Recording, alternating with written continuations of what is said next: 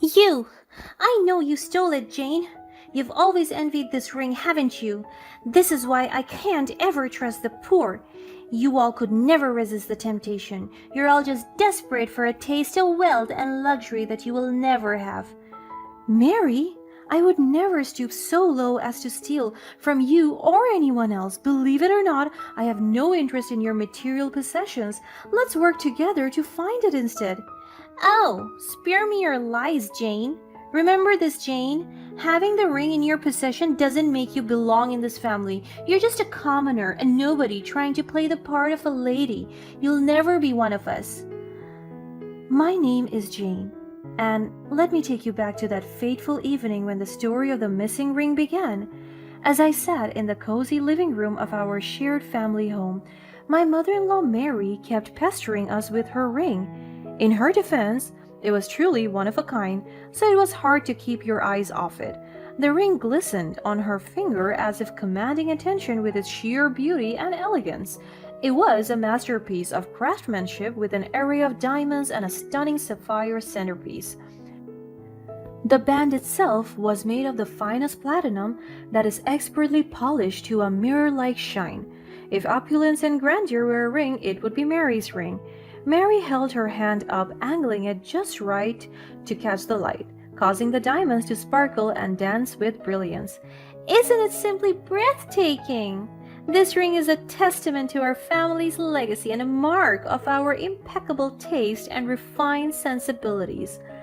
As Mary proudly displayed her prized possession, I couldn't help but feel a mixture of awe and envy.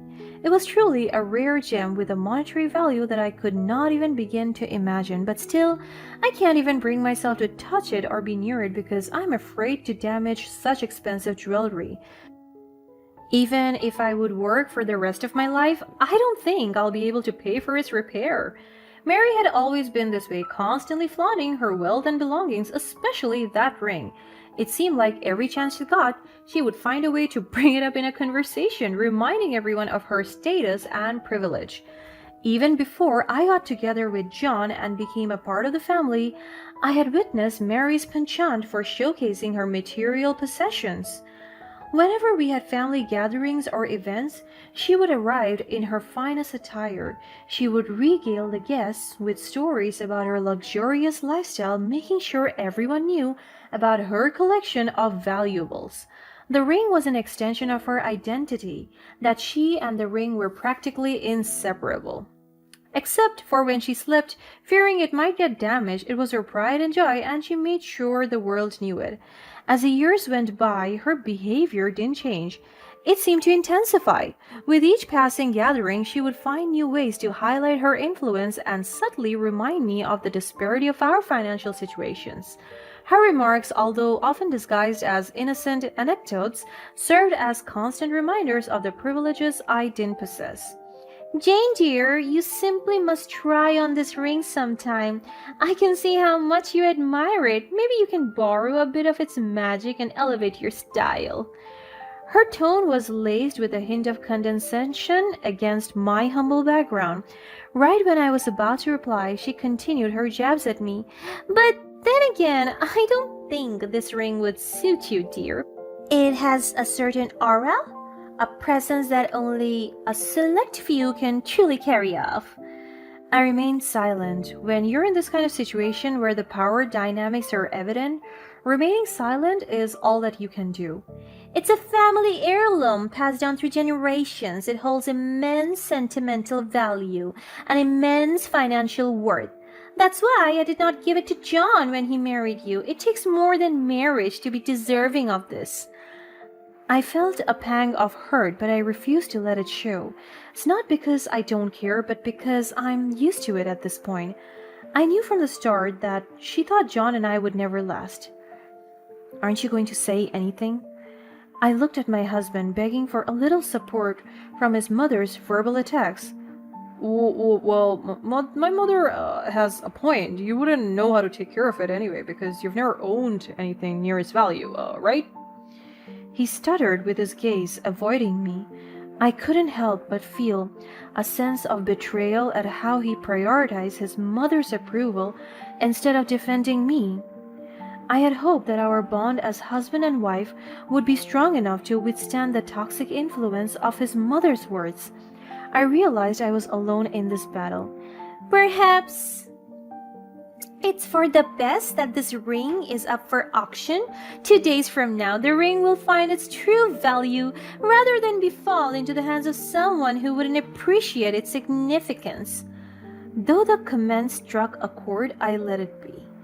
There was a small consolation in knowing that the auction would definitely benefit a worthy cause.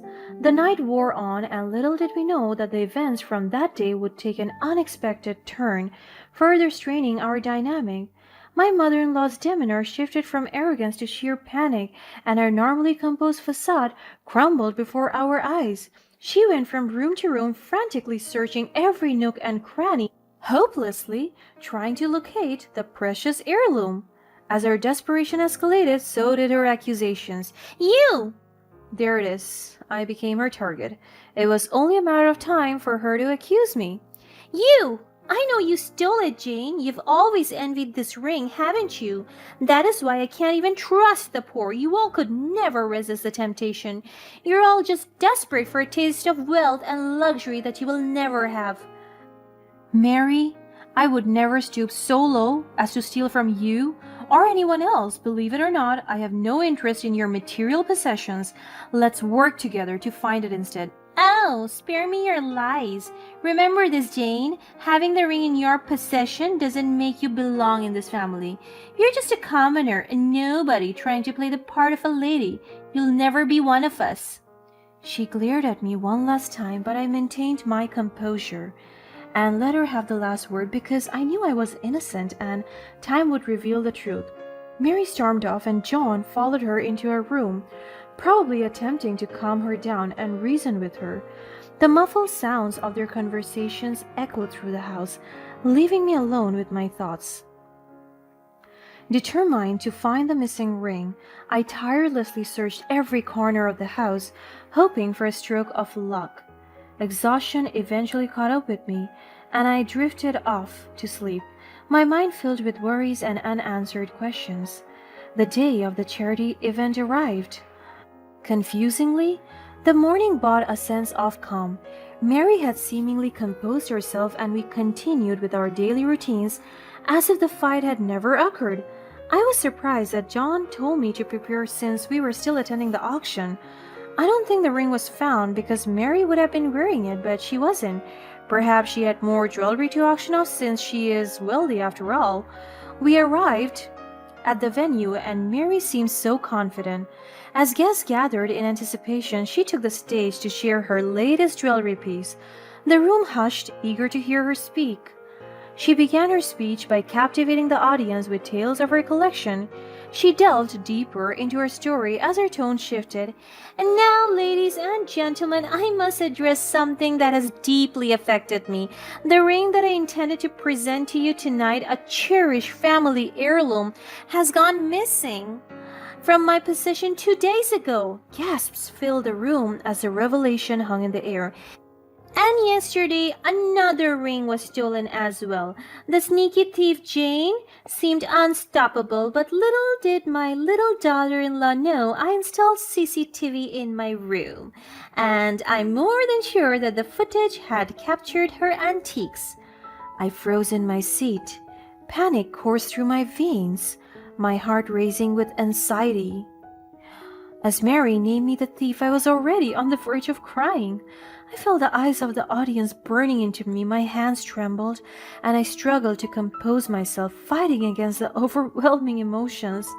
I tried to defend myself, to explain that I was innocent, but the words caught in my throat. Drowned by the relentless judgmental whispers echoing through the room, I turned to my husband, John, searching for a flicker of support or belief in his eyes, but to my dismay, his gaze remained fixed on his mother. As tension reached its peak, the atmosphere in the room grew heavy with anticipation. All eyes were fixed on the large screen, waiting for the CCTV footage to reveal the truth. The footage started to play. Mary's look of vulnerability shifted into confusion as the ambience of the room was suddenly filled with gasps and laughter rather than anger towards me. Mary turned around, and to her demise, what unfolded on the screen was beyond anything she expected. The footage that was meant to capture me was footage of her sleepwalking. The screen continued to show Mary herself sleepwalking in a trance-like state. The audience watched in awe as Mary unknowingly moved around her room, clutching the missing room and other stolen jewelry, hiding them in various secret components and obscure corners. She placed it in places she couldn't recall in her waking moment. The truth finally unfolded before our eyes. The thief was not an external intruder, but rather Mary herself. Mary's obsession with her ring had become so consuming that it seeped into her subconscious mind, manifesting in her sleepwalking episode of protecting and hiding it.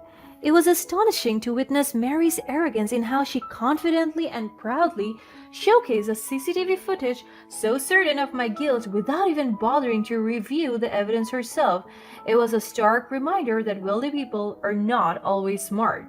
At that moment, the weight of my accusations lifted, but the damage had already been done. I struggled to catch my breath, the panic subsiding but leaving behind a lingering ache. As the video played, I watched Mary panic and desperately rush towards the technical booth. Her face was etched with worry that she fumbled with the controls, trying to stop the footage from being shown to the entire audience. However, in her haste, she accidentally rewound the video, taking us back to an earlier moment. We did not think the footage would get any worse for her. The rewound footage revealed something entirely unexpected. It showed John helping his mother install the CCTV system in her room. I don't even care about this charity nonsense. It's just an opportunity to show off how much better I am than all those lowlifes. Jane had to disrupt all my plans, but what can you expect from poor people, right? Her words echoed in the room, filling the air with a mix of shock and disbelief as her true intentions were exposed. It became clear that Mary's involvement in the auction had nothing to do with genuine philanthropy or compassion. It was solely driven by her desire to assert her pride and belittle others, using the event as a stage for her grand display of superiority. The revelation left the audience stunned. Their once high regard for Mary crumbled under the weight of her selfishness. The true purpose of her involvement in the auction was laid bare, tarnishing her image and exposing the emptiness behind her lavish lifestyle.